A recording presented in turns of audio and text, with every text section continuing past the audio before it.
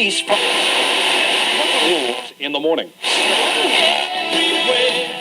Welcome, B-Movie fans, to another B-Movie interview. I'm Paul, and joining me today are filmmakers Kevin and Jennifer Sluder, who lead the production company Sunshine Boy Productions, and they are here to talk about their production company as well as their film Play Violet for Me. Kevin and Jennifer, welcome to the show. Hey, thanks for having us. Yeah, we're really excited. Appreciate the opportunity. Definitely. Thanks for joining. This is actually my first podcast, our first podcast. Yes, our first one for sure. So thank you very much. No problem. But I could usher you into the world of podcasting. All right. Thank you so. Here we go. So what inspired you to start a film production company? It's an interesting question. When I first came out to Los Angeles, I really never thought of producing a film. And then I was actually on the set of a friend of mine's movie, who's Matt Mercer, who directed and starred in Play Violet for Me. And it was just him and a bunch of his friends filming a movie in that friend's apartment. And I was like, man, that's just a super cool way to do things. And I hadn't really thought about that. At that time, I was writing kind of higher budget sci-fi specs and shopping them around town and that sort of thing. And I was like, well, why don't I just go out and make something? So I was driving home that day, and this crazy idea got in my head of this noir short film. And I pitched it to Matt, and he dug it. We worked on the script back and forth, me sending him drafts and us honing it down. And then we went into production. And then after it was produced, I was like, whoa, I guess I'm a producer now, so I probably need a company. So we formed the company, and then as we were marketing Play Violet for Me, Jen hopped on board with marketing and advertising and social media, that sort of thing. So we became kind of a two-headed monster putting stuff out there. Yeah, that's it exactly. Very cool. It was meant to be, I guess. Maybe so. Yeah, I kind of always thought it was going to be me doing my thing and Jen doing her thing. She's a full-time pediatrician, so is kind of a extra blessing that she came on board and was so enthused about supporting the work that we did. How'd you come up with the name Sunshine Boy Productions? It's a nickname I got. It came from an interesting place. It was actually a really bad day. Like I said, I was writing these larger budget sci-fi specs, and I had one turned down by a very major agency, one of the big four, and that was kind of a bad thing. And I got to went into a little bit of a tailspin there, and she came in from work and asked me how my day was, and I was like, you know what, let's just hit the road and solve crime. And she was like, well, what are our superhero names going to be? And she's kind of the person behind the scenes, kind of always making sure everything's logistically correct. So I was like, oh, you'll be Logistics Girl. And I'm always like supporting people and telling them they're awesome, so I'll be Sunshine Boy. And a friend of mine kind of got that moniker and ran with it and, started calling me that. And then, when the time came to bring up the company, I was running with him. He's actually Play Violet for Me too. He plays Remy. I was running with him, and he's like, Sunshine Boy Productions. And I was like, all right, cool. I like the ring of that. It's different, and it gets questions. So, so it kind of fit, and then it kind of fit our whole philosophy behind, just supporting different filmmakers and getting their work out there as well. Yeah, I think it's kind of funny because we produce sci-fi and horror and noir. So it's just an interesting little intro people want to know about. And then it also turned into our possibilities of helping other people and things that we've done. So we sort of like to help other artists and the other work that we've done. And so taking that name and turned it into just a supportive type of role. Very cool. Definitely gets people talking, that's for sure. So, could you tell us a bit about your film, Play Violet for Me? What's the general plot and the themes going on in the film? The general plot is it's about this loner who is completely obsessed with this girl who is always in the bar that he frequents, named Violet, and everything is about her. He's kind of has this fantasy life revolving around her, and then everything kind of gets turned upside down in his life when he finds her dead on her kitchen floor. So then he enlists Violet's twin sister, Lila, to come in and help him sort things out, and then things get kind of turned upside down even more. So the themes of the story about obsession and the tangled web that it weaves, so to speak, and all the characters in the film outside of Violet are obsessed with Violet. So it was just kind of a cool little noir short that I decided to do. When I saw the film, I really liked it, and I started to notice there seems to be like the question of identity with it, of trying to, how do you define one's individual identity?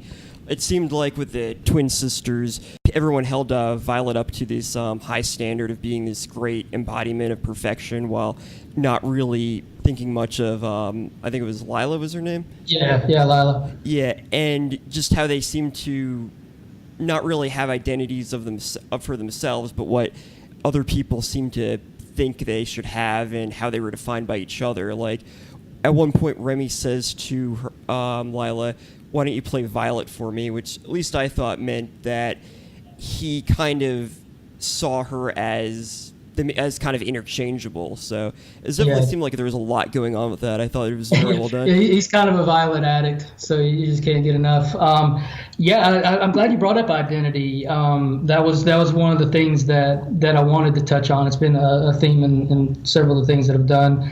And I just do think it's fascinating how we put our worth in other people, and we watch them, and you know, especially with social media times and that sort of thing. Well, we can create identities, and they can create identities, and who is real. And you know, I guess the tagline of the movie is who's playing who. You know, it's all about how, you know, people take on or want to be around a certain person. You can call it celebrity worship or whatever. This is in a small town, but everybody kind of wants to be around Violet because they feel that they are in some way a better person because of that association. And then, you know, because of that intense obsession that they have with her, everybody's life is kind of turned upside down. What originally inspired the idea for Play Violet for Me? I've always been fascinated with noir. It originally started out as a neo-noir, more like a Soderbergh, out of sight kind of thing that as I worked on it with Matt, it became more of a full-on noir with the black and white photography and the stark lighting and all that. That came fully into view when we went into production, and the director of photography, Patrick McGinley, came along and kind of took it in that full-on noir direction. But I've always been fascinated with noir film. When I first started watching movies, like critically, I guess, when I was 18 or 19, to show how old I am, I actually would go down to the library in my hometown of Asheville, and you could get VHS tapes for free. That was before DVD. You could get VHS tapes for free, and a lot of the movies that I watched were these old black and white movies: Key Largo, Maltese Falcon, Casablanca. The first movie I watched on a date with Jen was Casablanca, actually. You know, I was just obsessed with that kind of photography and that kind of tragic romance that a lot of those 40s and 50s noir films had, and I just thought this would be the opportunity to do it in a short film setting, and Matt was game to do it. Very cool. I like how it starts in black and white, but like during the flashbacks in the past, it's all in color. Thought that was an interesting kind of style choice. Yeah, that was cool how that came about, because in the original script, that's how I had it written. And then I was like, I don't know, you know, they tell you in screenwriting, it's like, don't write the direction. So I was like, all right, that's kind of telling the director what to do. So then I took it out. And then, you know, as we were in pre-production, and it was me and Matt and Patrick McGinley, the DP, you know, McGinley was the one that kind of offered up that idea of how about let's do the black and white and color mix. And I was like, boom, yeah. But I like the idea of color being the past and black and white being the present. I just thought that was a nice touch, and also how our memories of what things could have been or what things were are often more lifelike than our present reality. So I like that touch, and that's kind of why we went with that. Definitely interesting. What qualities do you think make a great film, and could you give us some examples of films that you would consider great? Oh, wow. Just like what you were talking about, a strong theme, you know, like if I were to say what's a great film, the first one that goes to mind is Children of Men, and just the themes in that, and you know, the things that you have to do to survive, and that apocalyptic setting and everything. I think having a strong theme and relatable characters who are struggling to get through something, and through that connection, you make the point of your film. I think that's a great like hallmark of a great film, is something like that.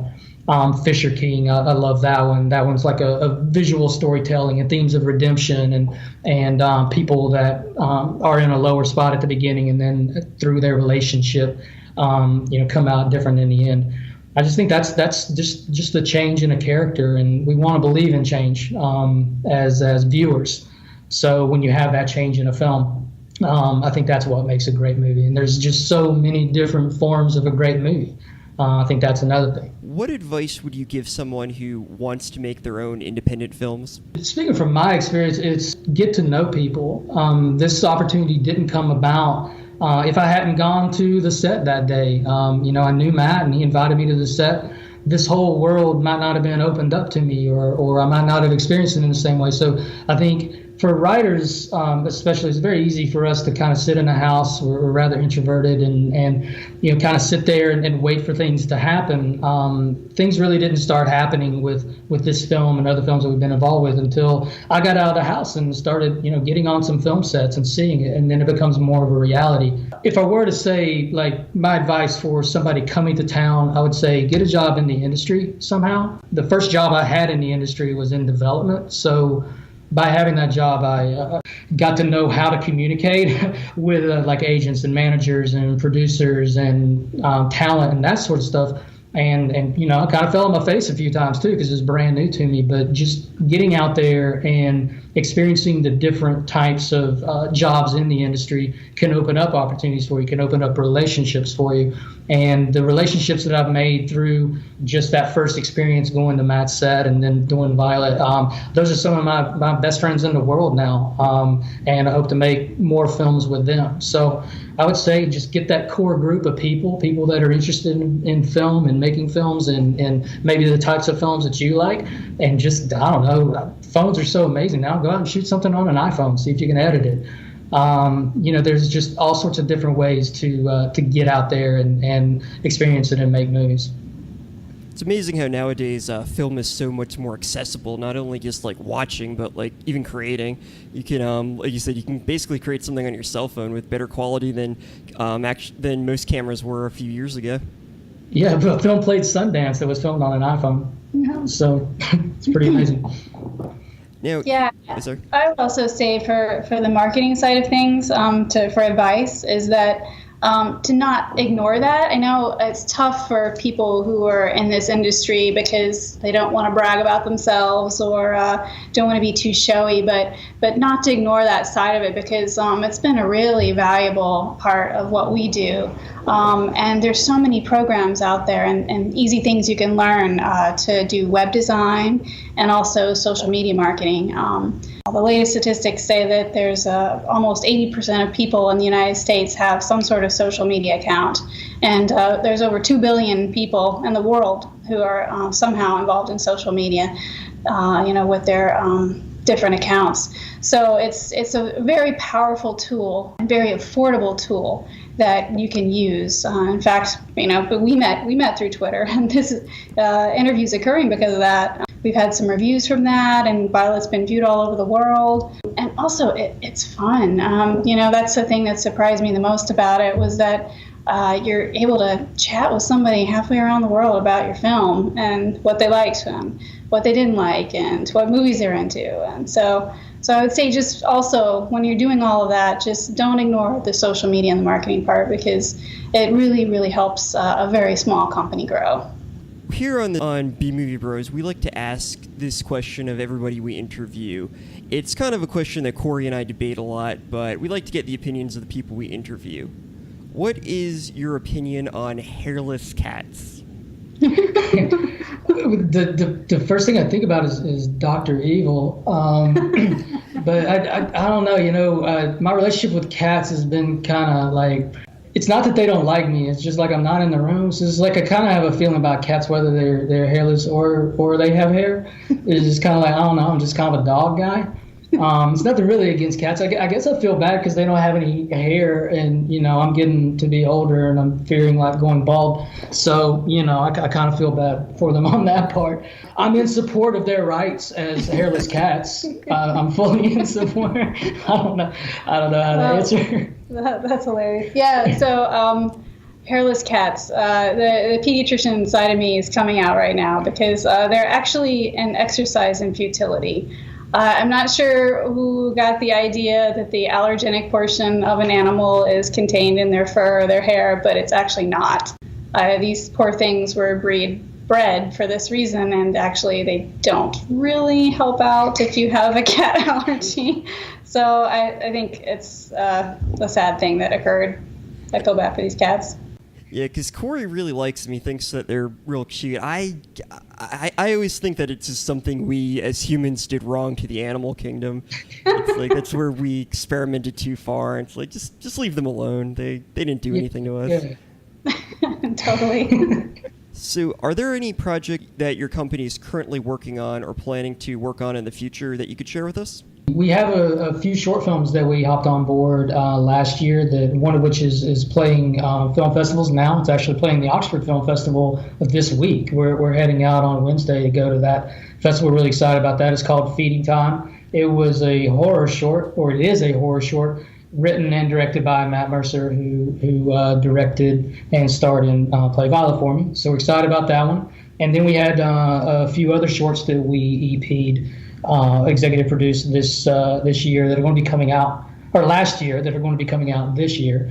One's like a suburban apocalyptic movie. Another one is a kind of sci-fi thriller, and another one is a heist action film. So I guess we tend to go toward kind of higher concept short films, but we're very excited about those. And then on a personal front, I'm currently writing a short that I'm hoping to put together and direct, and kind of, my New Year's resolution was to try new things. So I want to put the director's hat on and do that short film in hopes of directing a feature, which I'm currently revising, getting the last touches on, and hopefully we can move into features next year. A lot of cool things going on, sounds like. Very excited. Yeah, it's going to be a cool year. We're very excited. And where can we follow you to learn more about Sunshine Productions and follow all your future projects? Yeah, so you can find us everywhere. If you don't have a computer, you can't find us, or a smartphone. So to follow most of what we're doing, our website is sunshineboyproductions.com. And each of our films have their own website as well. You can view Play Violet for Me on the Sunshine Boy site, or also on playvioletforme.com. It's also on Vimeo and YouTube. Then all of our work and all of our films and our company are all on Twitter, Facebook, and Instagram. So and we have personal accounts there too. So basically, you can find us everywhere. And we love to connect. We love for your listeners to reach out and chat. We love to talk with other people about movies. So that'd be really cool. Sounds good. So there you have it, B-movie fans, Sunshine Boy Productions, a film production company led by husband and wife team Kevin and Jennifer Sluder. Make sure to check out their short film Play Violet for Me and all their other projects. Kevin and Jennifer, thanks for joining, and it was a pleasure talking to you guys. Well, thank you so much. First podcast complete. That was awesome, man. We had a blast. Yeah, it was great. Thank you a lot. Thank you. Get on my knees.